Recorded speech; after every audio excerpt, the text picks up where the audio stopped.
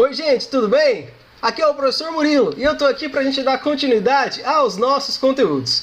Queridões, nessa trilha, tá, em específico na segunda-feira, por meio de uma incompatibilidade de horário e tudo mais, não deu pra gente ter aula ao vivo. Por isso eu tô mandando pra vocês aqui esse link, tá, desse vídeo, e eu espero que vocês assistem e anotem, tá certo?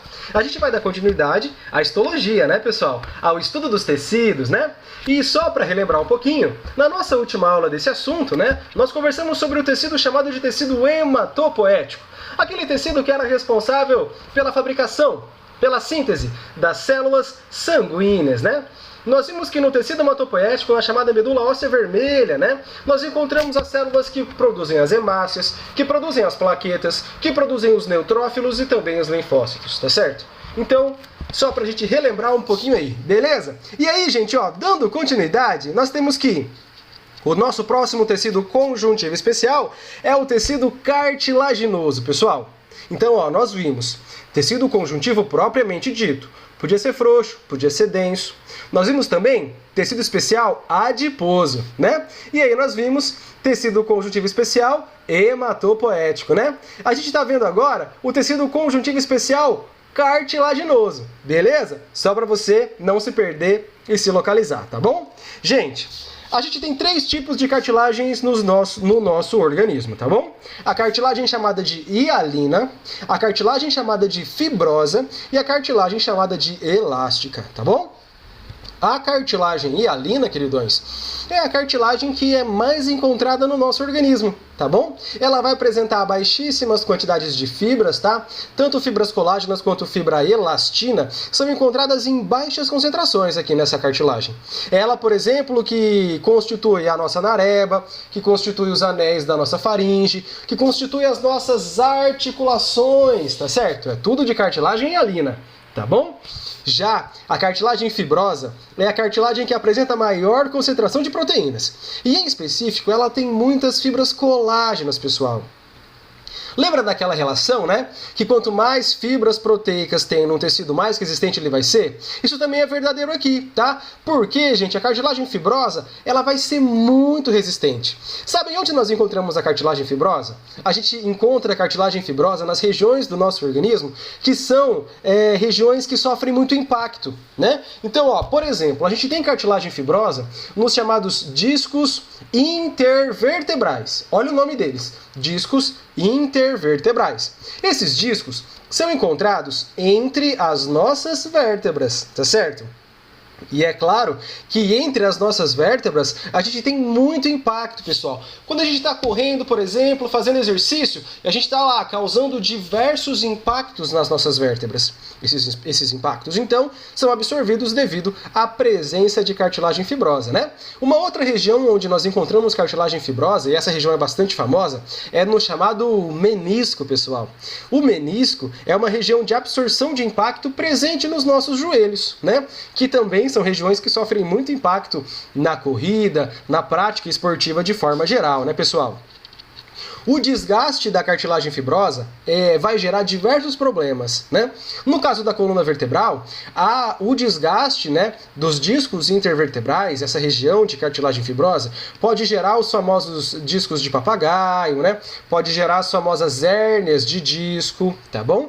Então aí, o desgaste da cartilagem fibrosa, devido a ela se localizar em regiões que devem ser regiões de absorção de impacto, o desgaste dela vai acabar gerando uma série de complicações, né? E aí depois nós temos a cartilagem elástica, pessoal. A cartilagem elástica, ela constitui a nossa orelha, o nosso pavilhão auditivo, né? Agora você está vendo, e constitui também a nossa glote. Sabe a paradinha que fecha quando você engole, abre quando você respira? Então, essa glote é justamente constituída de tecido conjuntivo cartilaginoso elástico. Beleza? Gente, tanto a cartilagem hialina, quanto a cartilagem fibrosa, quanto a cartilagem elástica apresentarão os mesmos três tipos celulares, tá? Que são esses aqui, ó. Condrócitos, condroblastos e condroclastos, tá certo? Vamos diferenciar a função de cada uma dessas células, tá? Elas atuam na cartilagem, apenas na cartilagem, tá bom? Primeiro, vamos começar aqui, ó, com os condroblastos, tá? E eu já dei essa dica para vocês, mas eu vou dar de novo. Porque os condroblastos, gente, eles vão produzir a matriz cartilaginosa, né? Então eles produzem a substância extracelular, eles produzem toda essa substância que está fora da célulazinha aqui, né? E o que é essa substância, gente? Essa substância vai variar de acordo, né, com o tipo de cartilagem que a gente estiver falando. Mas tá, qual é a minha dica? Ó, toda célula que finaliza, né, toda célula que termina em blastos vai apresentar a função de produção de alguma coisa. Quer um exemplo? Lembram lá do tecido conjuntivo propriamente dito? Ele apresentava os chamados fibroblastos. Os fibroblastos produziam fibras. Os condroblastos produzem matriz cartilaginosa, né? Então toda célulazinha aí que termina em blasto é que vai produzir alguma coisa, beleza? E aí, né, pessoal, a gente tem o seguinte, ó. Os condroblastos produzem a matriz cartilaginosa, mas não basta produzir essa matriz e deixar ela lá, né?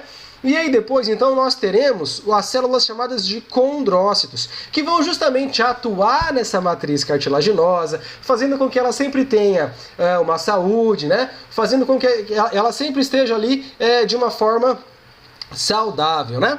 Os condrócitos, então, que atuam na manutenção dessa matriz cartilaginosa, eles nada mais são do que os condroblastos, que já fizeram a sua função, já produziram a matriz, e aí então eles diminuem o seu metabolismo, né, e passam a ser chamados de condrócitos, e vão atuar, claro, na manutenção da matriz cartilaginosa, tá bom? E nós temos o terceiro tipo celular, queridos, que é chamado de condroclastos, tá certo? Gente, ó, se condroblasto produz, condrócito atua na manutenção, o condroclasto, ele realiza o desgaste da matriz cartilaginosa. Vamos supor assim que, por exemplo, nós temos uma região de cartilagem que não esteja saudável, que esteja causando problema, né?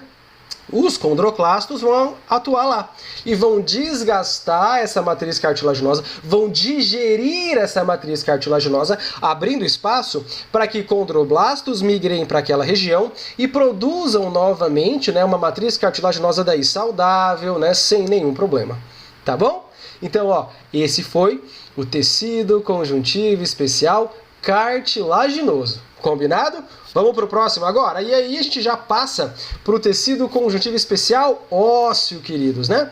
Aí então nós temos um osso longo, né, pessoal? Um fêmur, né?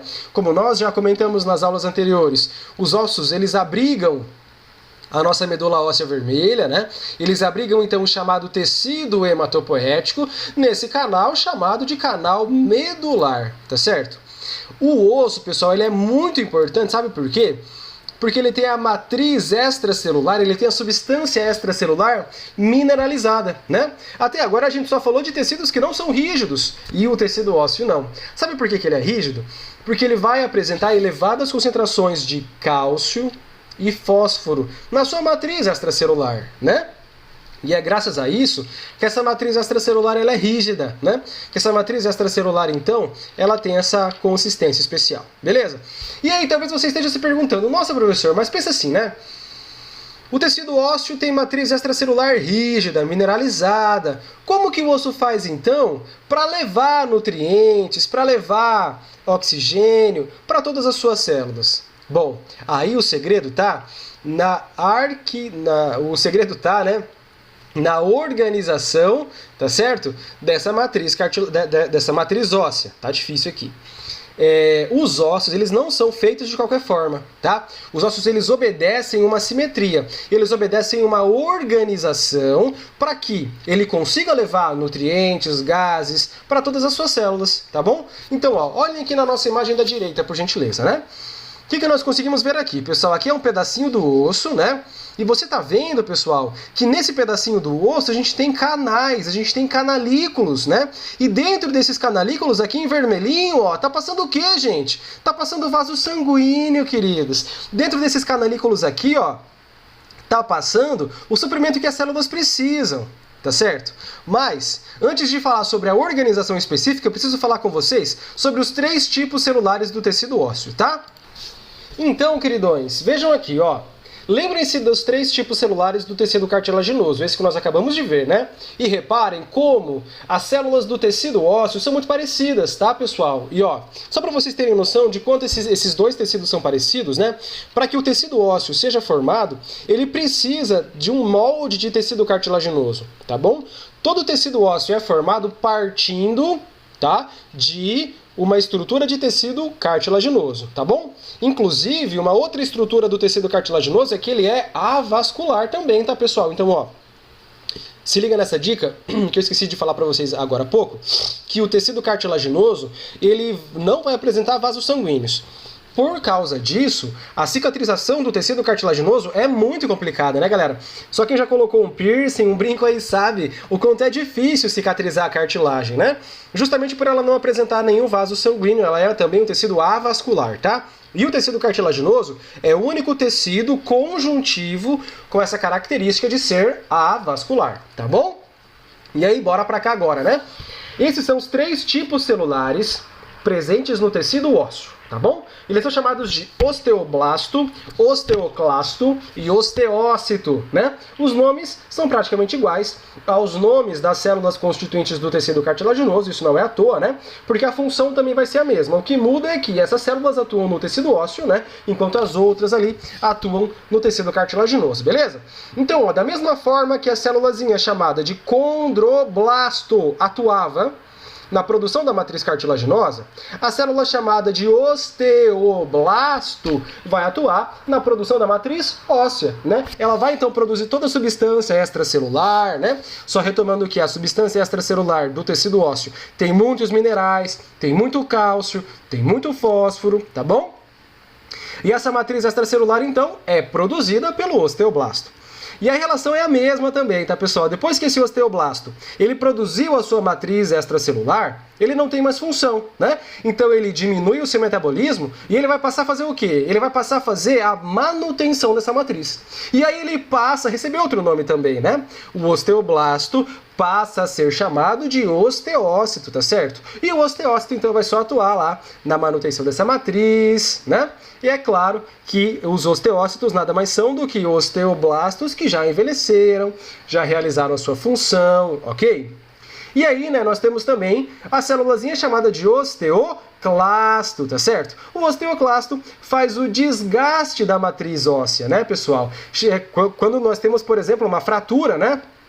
O osteoclasto vai lá, desgasta a região dessa fratura, né, para que os osteoblastos possam ir até aquela região e então regenerar a matriz extracelular, né, produzir mais matriz extracelular do tecido ósseo. Agora que a gente já viu os 3 tipos celulares do tecido ósseo, né, a gente pode colar aqui, ó, e compreender a organização desse tecido ósseo, tá, pessoal? Vocês estão vendo aqui, né, gente, o número 1. Vocês estão vendo, gente, que, ó, a matriz óssea, ela é colocada de forma concêntrica, como se fosse um círculo dentro de outro círculo. A gente consegue visualizar isso aqui, né, gente? Esse modo, né, de organização da deposição da matriz óssea é chamado de sistema de Havers, beleza? E é graças a isso, pessoal, é graças a essa forma de organização que o tecido ósseo consegue levar os nutrientes, os gases, a todas as suas células. Porque, ó, em torno do sistema de Havers, a gente tem um vaso sanguíneo. A gente tem o chamado canal de Havers, né, pessoal? Então, ó, em 3 aqui nós temos o canal, que vai dar origem, né? Vai ser o espaço onde nós encontramos esse vaso sanguíneo, beleza? E aí, então, em torno do canal de Havers, nós encontramos o sistema de Havers, tá certo? Do canal de Havers, né, pessoal, do número 3 aqui, ó, partem canais perfurantes. Eu prefiro o nome canais perfurantes, mas alguns materiais trazem o nome de canal de Volkmann, né? Por que canais perfurantes, pessoal? Porque quando esse tecido ósseo ele é feito, o canal perfurante não está aí. Só após o tecido ósseo ter sido feito, ter sido colocado nessa região, é que o tecido ósseo vai ser, então, desgastado, né? Vai ser perfurado, tá certo? Vai ser desgastado, corroído, perfurado, né? Você pode usar qualquer um desses termos para a criação do chamado canal perfurante, aqui número 4, né? Ou também canal de Volkmann, beleza? Revestindo os nossos ossos, queridos, nós encontramos essa estrutura chamada de periósteo. É uma camadinha de tecido conjuntivo, tá? Que vai revestir os nossos ossos. No interior do tecido ósseo, nós também encontramos uma relaçãozinha dessa, né? No interior desse tecido, nós encontramos a parte aqui chamada, né, de endósteo, tá certo? E o endósteo também é uma camadinha de tecido conjuntivo, desculpem, que vai então realizar aí o revestimento interno dos nossos ossos, beleza? Então, gente, só para fechar o nosso raciocínio aqui de tecido ósseo, né? É um tecido de consistência rígida, devido à ampla disponibilização de minerais de cálcio e fósforo, tá certo? É um tecido também que vai atuar como reservatório desses minerais, devido justamente, né, à grande concentração deles, beleza? Esse tecido ósseo ele se organiza, né, de acordo com os canais de Havers, né? Então sempre em torno dos canais de Havers nós teremos os sistemas de Havers, né? Como a gente consegue visualizar aqui, né? Do canal de Havers parte o canal perfurante e aí nós encontramos periósteo revestindo externamente e endósteo revestindo internamente. Entenderam? Esse foi então o tecido conjuntivo especial ósseo, beleza? As célulazinhas nós já vimos, né? E vamos aqui, gente, para a nossa estrutura óssea, tá? Isso aqui, gente, é a estrutura de um osso longo, tá bom? Todo osso longo tem que obedecer essa estrutura aqui, tá? E ele vai apresentar três partes diferentes. Ele vai apresentar partes chamadas de epífises, partes chamadas de metáfises e partes chamadas de diáfises. Vamos compreender então quais são as partes? Olha lá, ó. Começando das extremidades, tá, gente? Tanto da extremidade aqui de cima quanto da extremidade aqui de baixo, tá certo? Nós temos as partes chamadas de epífises, queridos. A gente pode falar que as epífises são as partes do osso onde nós temos o osso esponjoso. Olha aqui, ó. Aqui dá até pra ver, né? Que nesse osso aqui, nessa parte do osso, ele não é um tecido compacto, ele é mais um tecido esponjoso, característico então das epífises, beleza? Já a parte mediana desse osso, pessoal, é a parte chamada de diáfise, tá certo? Ó, aqui a parte central do osso, constituída por osso compacto, né? Essa parte aqui é também onde nós encontraremos o canal medular, tá bom? É chamada de diáfise, tá certo? E sempre entre a epífise e a diáfise, nós encontraremos o tecido mediano, que é chamado de metáfise, tá certo? Então, epífise, extremidades, diáfise, porção central. Entre epífises e diáfise, nós encontraremos o tipo de tecido osso aqui chamado de metáfise, tá certo, pessoal? Um pouquinho para vocês, então, sobre tecido conjuntivo especial ósseo. E aí, queridos, né, nós temos os nossos tipos celulares aqui, tá? Representados novamente, né? Então, olha lá, ó. Célula osteoprogenitora, a célula que produz, né? As células ósseas. Ela produz o osteoblasto. O que ele faz? Forma o tecido ósseo. Produz a matriz extracelular óssea, como a gente já conversou, né? O osteoblasto, depois, né, que já produziu toda a matriz, né, ele se diferencia então em osteócito. O osteócito vai atuar na manutenção da matriz óssea, tá certo? E ele é originado, só um pouquinho. Ai, que sono. E ele é originado, né, pelo osteoblasto que foi envelhecido. E é claro que nós temos também a célulazinha chamada de osteoclasto, tá certo? Que vai então realizar, né, a reabsorção, a destruição da matriz óssea. Só para você não esquecer, beleza? Finalizado o tecido ósseo, pessoal, a gente entra no nosso único tecido de consistência líquida, pessoal, isso mesmo. A gente tem um tecido que tem a consistência líquida naturalmente, e por apresentar a consistência líquida, esse tecido ele é amplamente utilizado no transporte de substâncias, galera. É o tecido sanguíneo, né, pessoal? Bom, o tecido sanguíneo ele vai ser dividido basicamente, tá, em duas partes, tá? Então, ó, se eu tirar um pouco de sangue de vocês e centrifugar esse sangue, a gente consegue visualizar essas duas partes, tá? A primeira parte é chamada de plasma. E o plasma do tecido sanguíneo, gente, nada mais é do que a matriz extracelular, tá? É graças ao plasma que o tecido sanguíneo tem consistência líquida, queridos. E se ele tem consistência líquida, é claro, né, que o plasma vai ser constituído em seus 90% por água, né? Além desses 90% de água, o que nós teremos, gente? Nós teremos muitos íons, né, principalmente cálcio, potássio e sódio, tá? Mas também encontraremos magnésio, cloro, bicarbonato, tá bom? Deixa eu dar uma dica para vocês aqui, ó.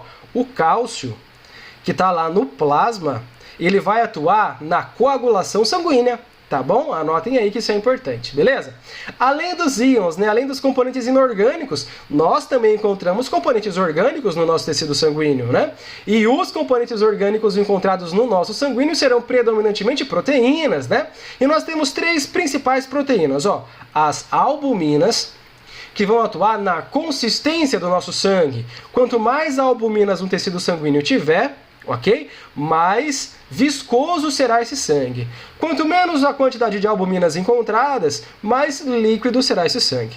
Depois nós temos a proteína chamada de fibrinogênio. E o fibrinogênio, anota aí em cambada, ele vai atuar na coagulação do sangue, certo? E temos também as proteínas chamadas de imunoglobulinas, tá certo? Essas imunoglobulinas são proteínas que atuam na defesa do nosso organismo, pessoal. São proteínas aí protetoras do nosso organismo. Gente, as imunoglobulinas também são chamadas de anticorpos, tá? E ó, tá tudo no plasma, beleza? Além disso tudo que nós já falamos, pessoal, no plasma nós também teremos a função de transporte, né? Então no plasma nós encontraremos diversas substâncias que são transportadas no tecido sanguíneo. Substâncias como nutrientes, né, dentre eles glicose, aminoácidos, lipídios, vitaminas, hormônios, etc. Resíduos como amônia e ureia. E gases, como oxigênio e gás carbônico. Tudo isso aqui, gente, é encontrado no plasma do nosso sangue, beleza?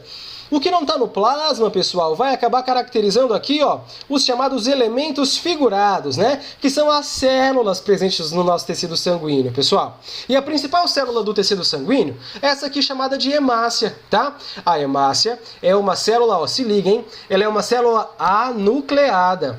Depois que ela é feita, no processo de maturação, ela perde o seu núcleo. Assim como ela também perde uma série de organelas suas. Ela faz isso no processo de maturação, queridões, sabe para quê? Para poder carregar mais hemoglobina. E já coloca aí, ó, que essa é a função da hemácia, tá? Carregar hemoglobina, beleza? E é claro, né, que a hemoglobina carrega átomos de oxigênio, tá certo? Então a função da hemácia é fazer o transporte de oxigênio. Ela tem esse formato, né, de disco bicôncavo que justamente vai auxiliar a gente, né, nas trocas gasosas. Além de hemácia, também chamada de eritrócito ou glóbulo vermelho, no sangue nós também encontramos as células chamadas de leucócitos, ou também glóbulos brancos, né, pessoal? E os leucócitos vão atuar de forma geral, né, na proteção do nosso organismo, pessoal. Os leucócitos são constituintes do nosso sistema imune, são os nossos soldadinhos, né? Qualquer um desses tipos de leucócitos aí vai ter funções de proteção do nosso organismo. As funções serão diferentes, por exemplo, de basófilo para neutrófilo, tá? Mas todos eles atuam na proteção do nosso organismo. Além dos leucócitos, nós temos as plaquetas, pessoal. E toma cuidado, sabe por quê? Porque plaqueta, querido, não é célula, tá? As plaquetas são fragmentos celulares, tá bom? Elas são produzidas por uma fragmentação de uma grande célula zona nossa, chamada de megacariócito, tá? E em conjunto com cálcio e fibrinogênio, as plaquetas auxiliam na coagulação sanguínea, tá? Então já fica aí, ó, que esses três componentes atuam na coagulação.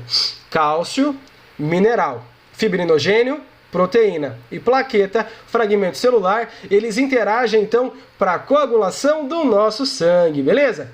Queridos, eu espero que vocês tenham gostado dessa nossa aula, tá? Amanhã a gente se vê novamente, beleza? Para dar continuidade ao estudo dos tecidos, tá certo? Fica aqui um grande abraço do professor Murilo e até a próxima aula. Falou, valeu!